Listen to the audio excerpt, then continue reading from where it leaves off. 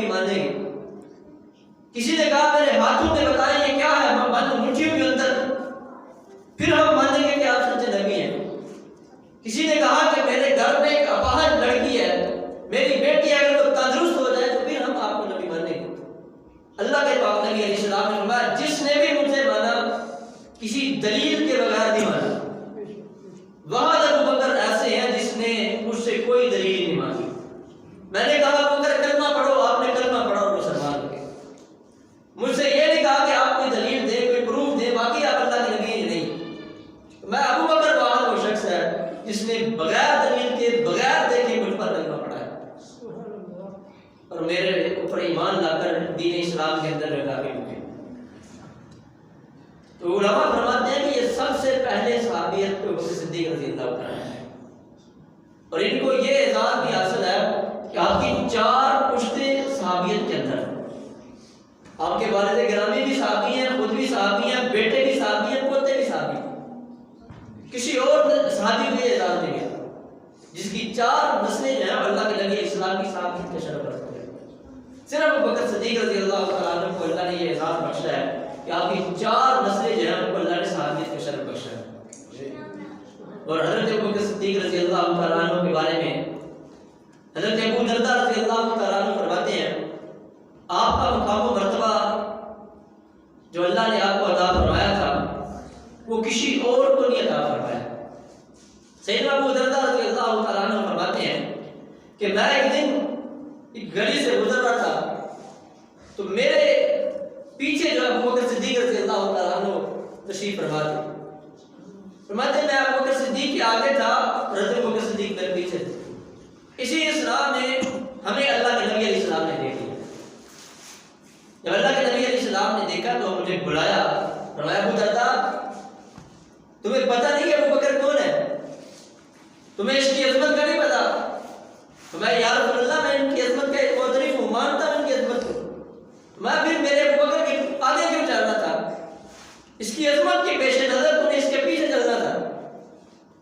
فرمایا اللہ کے نبی علیہ السلام نے فرمایا تم سب نے مجھ سے دلیلیں لے کر جو تم نے مجھ پر خرچ کیا, جو تم نے میرے پر احسانات کیے تھے, میں نے ہر کسی کو اس کا بدلہ دے دیا. لیکن واحد ابو بکر صدیق رضی اللہ تعالیٰ عنہ ہیں کہ جن کو میں قیامت کے دن ان کا ہاتھ پکڑ کر اللہ کی بارگاہ میں سفارش کروں گا کہ رب العالمین جس نے جو مجھ پر احسان کیا تھا میں نے سب کو بدلہ دے دیا. لیکن ابو بکر صدیق رضی اللہ تعالیٰ عنہ کے احسانات کا بدلہ رب العالمین کو عطا فرمائے. اب جب سیدنا ابو بکر صدیق رضی اللہ تعالیٰ عنہ کے اللہ کے نبی علیہ السلام کے ساتھ بڑے گہرے تعلقات تھے, اور جب اللہ کے نبی علیہ السلام اخیر عمر میں جب بستر مرض پر تھے, آپ بیماری آپ کو لاحق تھی, تو جناب ابو بکر صدیق رضی اللہ تعالیٰ عنہ نے رسول اللہ کے دور انور میں 17 نمازیں جو ہیں وہ مسلمانوں کی جماعت کے ساتھ پڑھائی. اور سیدنا ابو بکر صدیق رضی اللہ تعالیٰ عنہ وہ واحد شخصیت ہے جس نے پوری امت کو سنوارا دیا ہے. علماء نے یہاں تک لکھا کہ اگر ساری امت ابو بکر صدیق کے احسانات کا بدلہ چکانا چاہے تو نہیں چکا سکتی, کیونکہ انہوں نے امت کو ایک پلیٹ فارم کے اوپر اکٹھا کیا.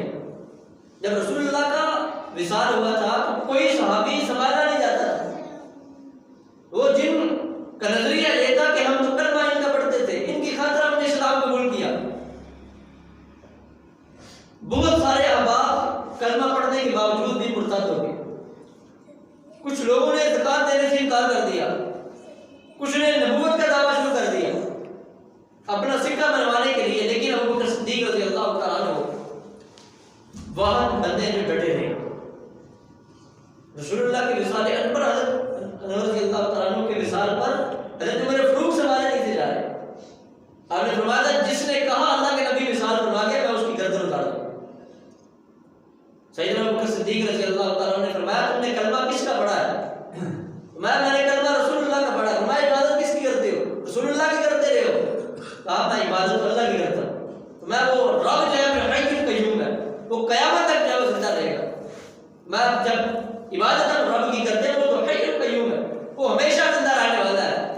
تو اللہ کے نبی علیہ السلام دنیا میں تشریف لائے تو انہیں جانا ہی جانا تھا. اب ہماری بات پھر صحابہ کی مشاورت کے ساتھ حضرت ابوبکر صدیق رضی اللہ تعالیٰ عنہ کو منصب خلافت کے اوپر بٹھا دیا. اب اللہ کے رسول علیہ السلام کا منبر بھی دیا گیا, آپ کو خلافت کا تاج بھی آپ کے سر پہ سجایا گیا. پہلے خلیفہ حضرت ابوبکر صدیق رضی اللہ تعالیٰ عنہ جو ہے مقرر ہوئے. اب سارے صحابہ نے حضرت ابوبکر صدیق رضی اللہ تعالیٰ عنہ کی بیعت کر لی. اب کسی صحابی نے حضرت ابوبکر صدیق کی خلافت کے اوپر اعتراض نہیں کیا. جب آپ کو خلیفہ مقرر کیا گیا, کسی صحابی نے کہا یہ غلط ہوا ہے. آج تو ہمارے ملک کے اندر ہم جب ووٹ کاسٹ کرتے ہیں, کوئی وزیر اعظم بن جائے, کوئی عہدہ کسی کو مل جائے, تو ہر بندہ اس کے اوپر انگلی اٹھاتا ہے کہ یار یہ بندہ ٹھیک نہیں ہے, اس کا فلاں کردار صحیح ہے, اس کے فلاں کے ساتھ معاملات ٹھیک نہیں ہے. لیکن حضرت ابوبکر صدیق وہ بات شخصیت تھی جن کے اوپر سارے لوگ متفق تھے, راضی تھے کہ یار یہ بندہ واقعی خلافت کا مستحق تھا. اور آپ نے اپنی خلافت کے اندر پھر کچھ اصول و ضوابط رکھے تھے. آپ نے فرمایا میری ساری زندگی میں ایک دن اور رات ایسا نہیں آیا کہ جس میں میرے دل میں یہ لالچ بھرا ہو کہ اللہ مجھے خلافت کا منصب عطا فرمائے. فرماتے تھے آج بھی جب آپ منصب خلافت پر بیٹھے, فرمایا آج بھی مجھ سے کوئی طاقتور ہوتا تو میں خود اس کو پیش کرتا, یار میں اس کے لیے اہل ہوں, آپ آئے خلافت سنبھالے. فرمایا میرے دل میں ذرا بھی لالچ نہیں تھا. اور اللہ کے نبی علیہ السلام نے فرمایا ہے کہ جو بندہ کسی عہدے کا خواہش مند ہو, جو یہ چاہے مجھے کوئی عہدہ مل جائے, مجھے کوئی منصب مل جائے, اللہ اس بندے کو ذلیل کروا دیتا ہے. نہیں جو خواہش رکھتا ہو کسی عہدے کی اور اللہ اس کو اگر دے دے تو اللہ اس عہدے کے ذریعے اس کو ذلیل کر دیتا ہے. اگر کسی کے ذہن میں خواہش نہ ہو, دل میں تمنا ہی نہ ہو کہ اللہ مجھے فلاں منصب دے یا فلاں عہدہ مجھے دے دے, اور اللہ کے نبی علیہ السلام نے فرمایا اللہ پھر اس کو وہ منصب ہی دے دے. جس کے ذہن میں خواہش بھی نہیں تھی, تمنا بھی نہیں تھی, لیکن اس کو اللہ وہ منصب دے دے, پھر اللہ اس کی مدد بھی فرماتا ہے. پھر اللہ اس کو اس کی مدد فرما کے اس کو اس منصب کے اندر جو کامیابی بھی عطا فرماتا ہے. اور فرمایا پھر اللہ اس کو اس منصب میں مبتلا کر کے اس کے ذریعے لوگوں کی خدمت بھی کرواتا ہے. حضرت ابوبکر صدیق رضی اللہ تعالیٰ عنہ جب خلیفہ مقرر ہوئے, آپ خلیفہ مقرر ہونے سے پہلے جو قریب کے گاؤں تھے, جو قبیلے تھے, ان میں جو یتیم بچے ہوتے تھے ان کی بکریوں کا دودھ خود دھویا کرتے تھے. یعنی اپنے جو بھی قریب قرب و جوار میں جو یتیم بچیاں ہوتی ہیں ان کے بکریوں کا دودھ خود ان کے ساتھ مدد کے طور پہ ان کا دودھ ہوتے. جب آپ منصب خلافت پر بیٹھے تو وہ بچیاں آپس میں باتیں کر رہی تھی کہ بھائی پہلے وہ بکر ہماری بابا خدمت کیا کرتے تھے, ہماری بکریوں کا دودھ ہوتے تھے, ہمارے ان کے لیے چارہ ہمارے ساتھ کٹواتے تھے, اب پتہ نہیں وہ ہمارے ساتھ ان کاموں میں شریک ہو گئے یا نہیں ہوں گے. حضرت ابوبکر صدیق رضی اللہ تعالیٰ عنہ کے کان میں یہ بات پہنچ گئی. آپ نے فرمایا میں جیسے پہلے خدمت گزار تھا میں ویسے ہی اپنی امت کا خدمت گزار رہوں گا, ویسے ہی اپنی رعایا کا خدمت گزار رہوں گا. تو میں میرے اخلاقیات اور میری خدمات منصب ملنے کے بعد بدلے گی نہیں. میں جیسا پہلے تھا ویسے کا ویسے ہی پہلے ہوں, اب بھی ہوں گا. لیکن اب اس دور کے اندر اگر کسی کو عہدہ مل جائے یا کوئی ساری اقتدار میں بیٹھ جائے, وہ نہیں پیچھے دیکھتا بھائی میں پیچھے کیا تھا یا کیا نہیں, وہ نہیں دیکھتا بھائی میں کسی غریب کا بھی سہارا تھا یا نہیں تھا. بس وہ کہتا ہے میں اکیلا ہی تھا, میں بس اکیلا ہی یہاں تک پہنچا ہوں, مجھے کسی کی سہارت کی ضرورت نہیں ہے. آج کسی کو عہدہ مل جائے وہ غربا کو بھول جاتا ہے, وہ بس اپنی ٹھاٹ باٹ میں رہتا ہے. حالانکہ سیدنا ابوبکر صدیق فرماتے ہیں میرا عہدہ مجھے خدمت سے دور نہیں کرے گا, میں اپنے مسلمان بھائیوں کی ویسے ہی خدمت کروں گا جیسے پہلے جو لوگوں کی خدمت کیا کرتا تھا.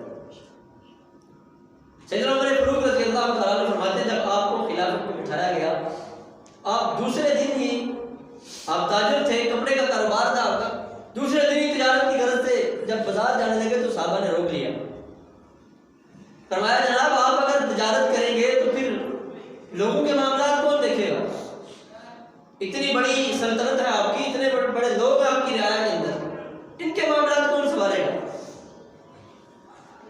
آپ کو خلافت والے کمرے میں بٹھا کر چند صحابہ کو ساتھ ملا کے مشورہ کیا گیا کہ جناب اگر ابو بکر اب بھی تجارت کرتے رہے تو پھر خلافت کے معاملات نہیں چلیں گے، ہم ایسا کرتے ہیں سارے مل کر بیت المال سے ان کی تھوڑی تنخواہ مقرر کر دیتے ہیں، کچھ اعزازیہ ان کو دیتے ہیں۔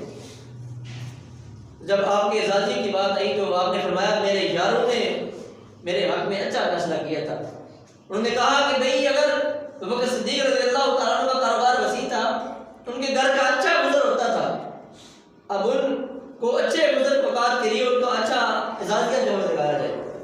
فرمایا آپ کے لیے 2 چادریں، فرمایا میرے لیے 2 چادریں منتخب کی گئی، میں اگر یہ پرانی ہو جائے تو پرانی چادریں بیت المال میں جمع کروا کے 2 نئی چادریں جمع لے سکتے ہیں۔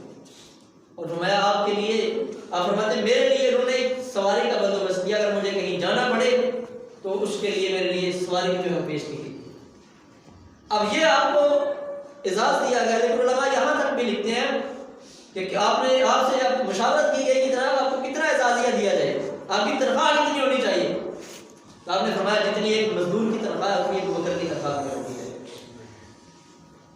تو آپ سے لوگوں نے کہا کہ اگر بھئی آپ کے بسر اوقات نہیں ہوگا ایک مزدور کی تنخواہ سے، اتنی مزدور کی دیہڑی ہے اتنی اگر آپ کو ہم تنخواہ دیں تو آپ کا گزر اوقات نہیں ہوگا۔ فرمایا پھر میں مزدور کا مشاہرہ جو ہے وہ بڑھا دوں گا، اگر مزدور کے گھر کے معاملات چل سکتے ہیں تو ابو بکر کے گھر کے معاملات نہیں چل سکتے۔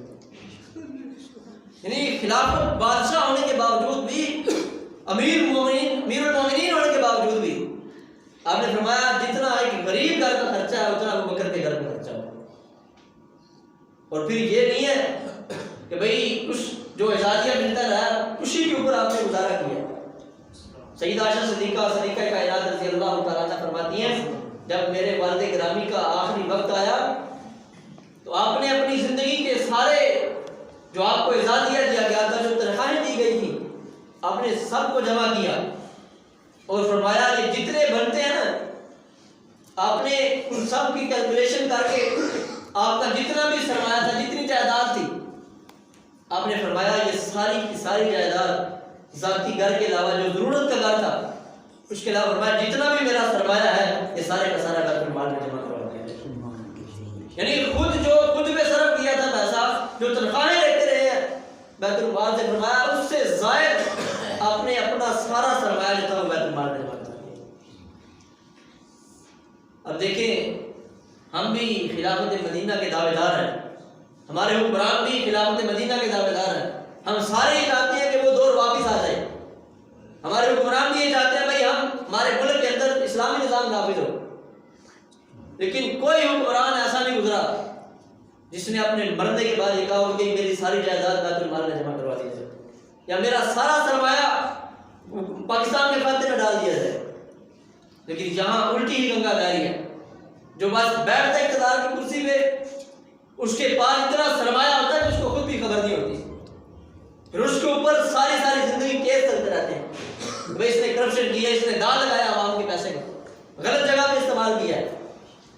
لیکن جو خلافت مدینہ کے حکمران تھے انہوں نے اپنا سارا کچھ عوام کی خدمت کے لیے چھوڑ دیا، اپنے آپ کو نہیں دیکھا، اپنے منصب کو نہیں دیکھا۔ سیدنا عمر فاروق رضی اللہ تعالیٰ عنہ فرماتے ہیں جب میں آپ کے بعد امیر مقرر ہوا، فرماتے ہیں میں ایک جگہ حضرت ابو بکر صدیق کا معمول تھا کہ وہ صبح منہ اندھیرے ابھی دن نہیں چڑھتا تھا کہ گلی کے اندر جو وہ جاتے تھے اور وہاں جا کر ایک بوڑھی مائی تھی، اس کے گھر کا جھاڑو پوچھا کیا کرتے تھے، اس کے برتن صاف کرتے، اس کے گھر کی صفائی ستھرائی کرتے۔ مطلب جب میں گیا میں نے سوچا میں بھی ابو بکر جیسے کام کروں، مطلب میں جب گیا اس گھر میں پہنچا، میں نے جھاڑو پوچھا لگایا، برتن صاف کیے، کھانا بنایا مائی کے لیے، اور جب میں نے اس کے منہ میں لقمہ ڈالا تو مائی نے میرا ہاتھ پکڑ لیا۔ فرماتی ہیں آج مجھے لگتا ہے امیر المومنین انتقال کر گئے۔ سیدنا عمر فاروق وہیں بیٹھ کر زارو کتاب رونے لگے، فرمایا ابو بکر تو میرے لیے معاملات بڑے ڈاڑے چھوڑ کے گیا ہے، میں تو چاہتا تھا کہ تیرے جیسا بن سکوں، فرمایا میں تو تیری ایک ادا جیسا بھی نہیں بن سکتا، جو تو کر گیا ہے تیرے نقشے قدم پر چلنا میرے لیے بڑا مشکل ہے۔ حضرت ابو بکر صدیق رضی اللہ تعالیٰ عنہ اور یہ بندے ایسے تھے مسلمان ہونے سے پہلے سب سے زیادہ امیر تھے، مکہ المکرمہ میں آپ کے نام کی کئی کارخانے چلتے تھے، آپ کی وہ کپڑے کا کاروبار تھا بہت زیادہ۔ آج تو جو بندہ پیسے کے اندر لگ جائے، جس کا کاروبار بن جائے، اس کی کوشش ہوتی ہے یہ دوسری مل بھی میری ہو، تیسری بھی میری ہو، سارا کچھ میرا ہی ہو۔ لیکن حضرت ابوبکر صدیق نے یوں نہیں کیا، بلکہ اپنا سارا کچھ دین کی خاطر قربان کر دیا، اور جب وصال کا وقت آیا تو اپنی ساری جمع پونجی اسلام کے دائرے میں جمع کروا۔ اور حضرت ابوبکر صدیق رضی اللہ تعالیٰ عنہ نے ہر لحاظ پہ دین کو فوقیت دی ہے۔ اب تو ہمارا معاملہ یہ ہوتا ہے بھائی اب تھوڑا سا دشمن بڑھ گئے، کسی کے ساتھ مفاہمت کر دیں، کسی کے ساتھ بات چیت کر کے معاملہ طے کر لیے جائے، کسی کے ساتھ جنگ نہ کی جائے، جس طرح اب حالات ہیں ہمارے وطن عزیز کے۔ حضرت ابوبکر صدیق رضی اللہ تعالیٰ عنہ کے دور انور میں بھی ایسا ہی ہوا، بڑے کشیدہ حالات تھے، لوگ مرتد ہو گئے، لوگوں نے نبوت کے دعوے شروع کر دیے۔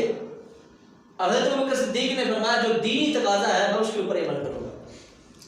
اب اللہ کے نبی علیہ السلام نے جنگی لشکر بھیجا تھا، مسلمہ کذاب سے لڑائی کری۔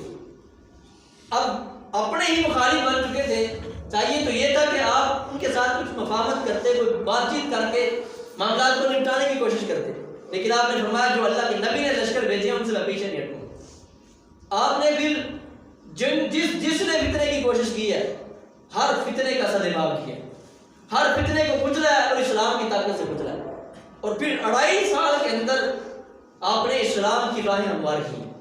حضرت عمر فاروق رضی اللہ تعالیٰ عنہ فرماتے ہیں ابوبکر صدیق ہی وہ واحد شخصیت ہے جس نے میرے لیے ساری فتح کے دروازے کھولے۔ حضرت عمر فاروق رضی اللہ تعالیٰ عنہ کے دور میں جتنی فتح ہوئی ہے یہ صرف ابوبکر صدیق رضی اللہ تعالیٰ عنہ کی دور اندیشی کا نتیجہ تھا۔ آپ نے ہر محاذ پہ دور اندیشی کا مظاہرہ کر کے، اپنے فہم و تدبر کا مظاہرہ کر کے اپنے اسلام کے لیے راہیں ہموار کی، اور اتنے سادہ دل تھے۔ آپ اپنے بارے میں کبھی کبھی فرمایا کرتے زمین سے تنکا اٹھاتے، کاش میں ابوبکر نہ ہوتا یہ زمین کا تنکا ہی ہوتا۔ تقوی کا عالم اتنا، یار اللہ سے ڈرتے رہتے ہمیشہ۔ اللہ کے نبی علیہ السلام نے کئی بار آپ کو جنت کی بشارت دی، لیکن جب قبر کی باری آتی، اس قبر کے بارے میں سنتے تو لرز اٹھتے تھے۔ آپ کی عبادات کا معمول ساری رات اللہ کی بارگاہ میں کھڑے رہتے اور خدمت خلق آپ نے لیے اعزاز سمجھتے۔ اور اگر یہی وتیرہ ہمارے آج کے خلفاء کا بن جائے، وزراء کا بن جائے، مشیروں کا بن جائے، تو پھر یقیناً حالات جو ہے وہ سنبھلنے کی طرف آئیں گے۔ لیکن اگر ہمیں اپنی پیٹ کی دھن لگی رہی، اپنے ہی جمع پونجی کی فکر رہی، تو پھر کبھی بھی حالات کنٹرول میں نہیں ہوگا۔ آج امت کی ضرورت ہے کہ حضرت ابوبکر صدیق کے نقشے قدم پر چلے۔ جس طرح آپ نے حکومت کی خواہش نہ کی، بلکہ اللہ نے آپ کو منصب خلافت عطا فرمایا۔ اگر لوگ خواہشات کے پیچھے نہ بھاگیں، آپ کی طرح معاملات کو سلجھانے کی کوشش کریں، اپنا جمع پونجی جو ہے، جو آپ اپنی ذاتی مال تھا وہ اگر بیت المال میں جمع کروائیں، تو جو ملک آپ کہہ رہے ہیں، لوگ کہہ رہے ہیں ملک ڈیفالٹ ہو چکا ہے، لیکن اتنا لوگوں کے پاس سرمایہ ہے، انہوں نے بس اپنی تجوریاں بھری ہیں، ملک کا خزانہ جو ہے وہ خالی کرنے کی کندل میں لگے ہیں۔ لیکن اگر جو کچھ انہوں نے یہاں سے لوٹا ہے، یہی سرمایہ ابوبکر صدیق رضی اللہ تعالیٰ عنہ کی روش اختیار کرتے ہوئے سارا بیت المال کے اندر جمع کروائیں، تو آج بھی پوری دنیا کے اندر یہ پاکستان جو ہے وہ مثالی بن سکتا ہے۔ صرف کیا ہے کہ ہم لوگ صرف باتیں کرنے کی حد تک ہیں، ہم چاہتے ہیں بھائی ہم باتیں کریں اسلام نافذ ہو جائے اور ہمیں ہمارا ذاتی طور پہ کچھ نہ گوانا پڑے۔ لیکن یاد رکھیں اگر اسلام چاہتے ہیں تو پھر ہمیں کسر بھی لگنی ہے، معمولی لگے گی لیکن پھر ہم شاندار بھی بنیں گے۔ یہ اسلام پھر تراشتا ہے پھر نکھارتا بھی ہے، پہلے تراشتا ہے پھر اسلام لوگوں کو نکھارتا بھی ہے۔ اگر نکلنا چاہتے ہیں تو پھر ہمیں اسلام کی تعلیمات پر عمل کرنا ہوگا۔ اللہ کریم سے دعا اللہ تعالیٰ جو کہا سنا اللہ مجھے بھی اور آپ سب کو عمل کی توفیق عطا فرمائے۔ ہمارے